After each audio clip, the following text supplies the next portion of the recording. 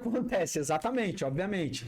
E aí, o que acontece? Dentro disso, quando eu descobri, tinha um amigo meu que estudou na época de escola, que ele tinha feito Belas Artes, que era designer.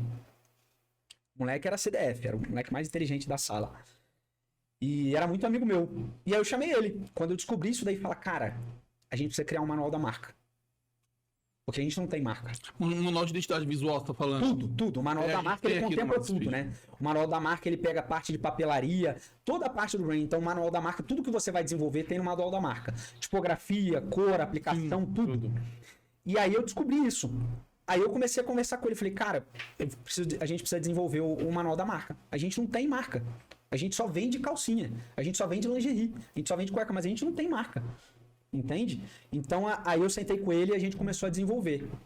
E aí a gente começou a desenhar isso. Então, esse logo aí que você vê, se você pegar aqui, ó, você vai ver aqui uma mistura da calçada de Copacabana com corpo de mulher. Foi daí que surgiu o logo. Então, ele tem as curvas de um corpo de uma mulher e internamente ele tem a calçada de Copacabana que remete ao Rios, que é onde a gente produz e onde nasceu a marca. Então, esse foi o desenho. A mulher, que é o nosso cliente, né? E o Rio de Janeiro. Então, foi um mix que a gente criou e formou esse logo. Foi onde a gente começou a aplicar. E aí a gente remodelou toda a marca da... A gente, na verdade, começou, né? Porque a gente não tinha marca nenhuma. A gente não tinha marca, não tinha nada. Acho que o seu começo também, eu não sei se foi assim, mas a gente trabalhou eu acho que nessa parte a gente meio que foi casa de japonês, a gente começou de cima. Apesar que você tem uma história muito boa que a gente tava conversando ali, né? É porque a nossa primeira marca já foi muito bem aplicada, que era a CarPlay. Né? Vocês estão rindo, né, miserável? Mas a nossa primeira marca, a gente aplicou muito bem ela. Mas o Houston, né, que é o meu primo, hoje mora na Áustria, ele que ajudou a gente a desenvolver a marca, né? Você já começou à frente, né? Você já começou à frente. A gente começou muito bem nessa parte, cara. Assim, eu acho que era uma parte que a gente foi muito bom. Mas a gente teve também um monte de gap, né, cara? Quando a gente montou a holding para administrar as empresas lá, a nossa operação era linda no papel, cara, mas dinheiro não faturava, não. Não pingava. A nossa matriz, a gente tinha um centro de controle de operações que era bonito, cara, assim, era muito bem montado. Mas na prática, dinheiro entrando no caixa mesmo. Porque, cara, eu falo pra todo mundo assim, você não adianta querer montar um negócio também muito bonito, muito gourmet também, dinheiro que é bom nada. Entendeu? Tem equilíbrio, eu vejo que no começo você cava demais, você não vê muita coisa. Mas chega um momento que a sua empresa ela tem que começar a colocar o cabelinho pra fora. Por isso que 80% das empresas fecham nos 5 primeiros anos.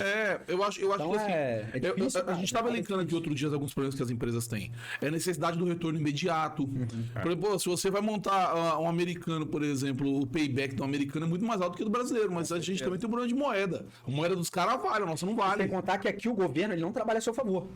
A gente não tem um governo que possibilita a gente crescer o nosso negócio. O governo ele é sócio majoritário do nosso negócio. É isso aí. Você trabalha para primeiro pagar o governo, depois você paga os colaboradores e depois você vê se vai sobrar alguma coisa. É assim que funciona. Nossa, uma choradeira de empresário. Essa choradeira de empresário rico também, cara.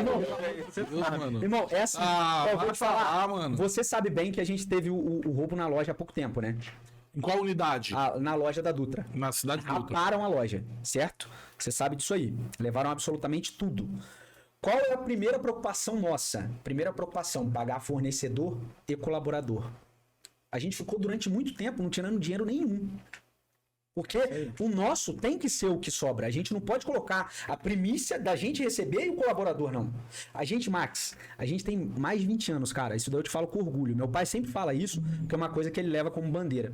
A gente nunca voltou um cheque sem fundo e nunca atrasou um dia o pagamento de um colaborador. Não posso dizer o mesmo. Mas assim...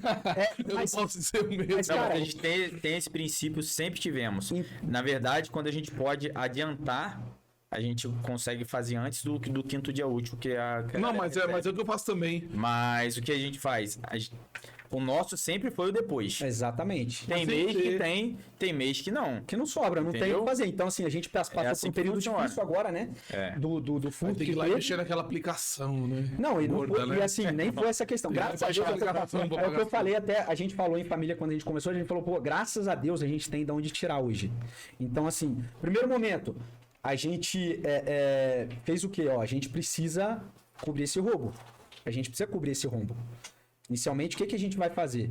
Então, na hora que a gente pensou nisso aí, a gente falou que, ó, vendi meu carro, eu vendi meu carro, meu pai vendeu o carro dele. Vamos apertar o cinto aqui, ó, vamos ver o que dá para fazer aqui nos próximos, porque o que acontece? O fluxo, ele não para. Não. E o rombo que a gente teve, cara, levou, eu não vou falar em números aqui, mas foi substancial, que acabou com o nosso caixa. Foi forte. Não tinha, a gente não conseguiu cobrir. Então a gente teve que queimar, obviamente. Primeiro ponto, o que a gente fazer? Vamos fazer o quê? Queimar ativo. Nessa hora você queima ativo, né? Tem carro, tem aquilo, exatamente, queima, né? Exatamente. Então foi a primeira coisa que a gente fez. A gente ficou andando quase 2 anos de Fiesta, irmão. Tranquilo, sem problema nenhum. A gente chegou aqui em São Paulo com um Chevette, todo podre, todo ferrado. O que é andar com Fiesta que ainda era completo? Não chegamos não, né? Chegou, aí o patrão do meu pai, o ex-patrão do meu pai, deu esse carro aí. A gente nem tinha, todo na verdade, podre, né? Que o carro era todo podre na época ainda, quando a gente começou esse negócio que eu te falei aí. A gente ia pra Guarulhos, que o escritório era lá, né? E essa época, não sei se você lembra, era 5 minutos de chuva na Marginal, alagava. Socorro, era assim, também. Qualquer chuva, qualquer. E quantas vezes que eu e meu irmão teve que colocar o pé em cima do banco pra não molhar o pé, porque era tudo podre embaixo do assoalho do carro. Os carros novos, tudo parando e o nosso carro continuando, tocando marcha. E a gente felizão. É por isso que meu irmão falou, quando ele fala de prosperidade, ele não tem a ver com dinheiro, sem hipocrisia, porque o dinheiro ele dá acesso. Com certeza. Ele dá acesso. Não vamos ser hipócritas aqui. Traz acesso pra gente. Concordo. Então, isso as coisas que você sonha, e isso tá incluso as pessoas que trabalham com você, que também propiciam disso, né? Então, é assim como uma engrenagem, mas a prosperidade ela não tá atrelada a isso. Nunca teve. A gente era feliz andando com o Chevette, colocando, e a gente dava risada. A gente colocava o pé em cima do banco, todo podre o carro, que depois meu pai, acho que foi R$500, não sei quanto que ele vendeu o carro depois, porque o carro ferro velho. Não valia nada. A gente achava graça dos importados parados. Exatamente. E o Chevetinho ali, ó, passando no meio A cheveteira ia embora. Cheveteira, irmão, amarela, queimando, óleo pra cacete. E assim, todo dia era 1 litro de óleo. E depois a gente pegou um carro ainda que chamava... Era 2 tempos, motor. Irmão, esquece. Lembra dessa época? Outro ainda que chamava Fedor o carro. Era o Chevette, fedia tanto, meu irmão. Tinha aquela cor de amarelo caganeira, e o carro fedia tanto, mas tanto que você podia passar o perfume que fosse, que saía do carro com cheiro de óleo queimado.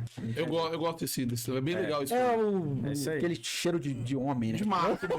Exatamente. Aquele cheiro de macho. Então, assim, e isso não tinha a ver com prosperidade, porque a gente era feliz também, a gente dava risada disso aí. Então, quando você aprende a dar risada, e você aprende na desgraça a dar risada, e você reina sobre o caos, você entendeu tudo, mano. É verdade. Você reina sobre o caos. Eu gostei dessa frase. Eu assisti um summit na minha igreja que o palestrante ele falou assim que não há possibilidade de crescimento sem caos. Exato. Entendeu? Às vezes a gente quer evitar caos e falou, cara, se eu conseguir diminuir, evitar você não vai conseguir. A estrutura ela cresce com isso, né? Isso. Obviamente você não vai deixar o negócio fugir do controle, né? Mas você cresce desse jeito.